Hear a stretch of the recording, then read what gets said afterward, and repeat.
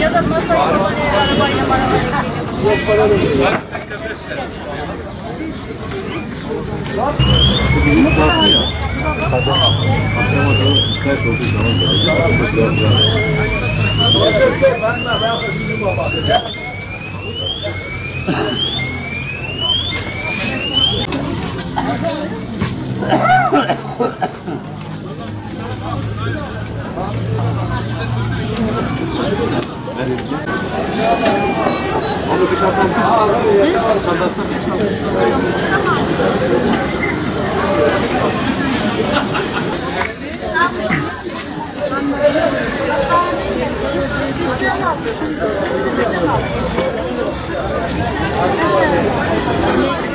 Adana karpuz, Adana karpuz.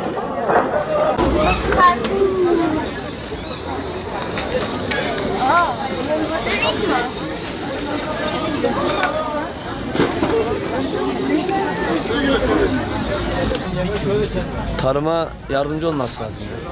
Düşürmesi lazım fiyatları. Yoksa millet geçinemez. Biraz daha böyle ucuz olsa, halkımız yese daha iyi olur bence yani. Önce mazottur abi çiftçiye. Mazot ucuzsa çiftçi de kazanır. Biz yıllardır bu işin içine, önceden adam 100 lirayla pazarın içine giriyordu, alışverişini rahat yapıyor.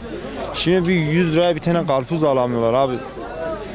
Yani bu durum, yani böyle gidecek millet yani alamıyor. Biri gelmiş o gün diyor 1 kilo karpuz ver. Yok diyor, param yok. Niye abi? Pahalı. Yani pazarcı kazanıyor, pazarcı da inan ki kazanmıyor.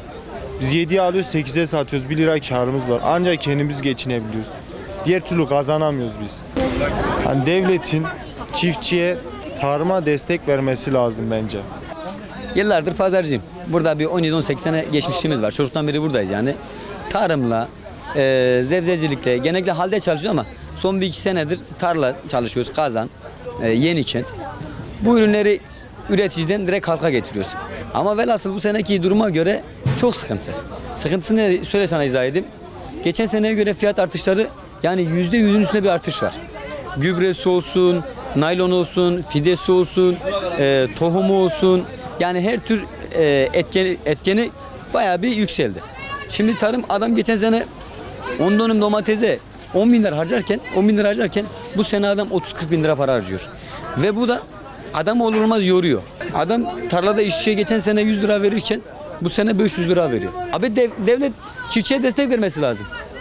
Mazot olsun, gübresi olsun, fide parası olsun. Yani her türlü bir katkısı olması gerekiyor.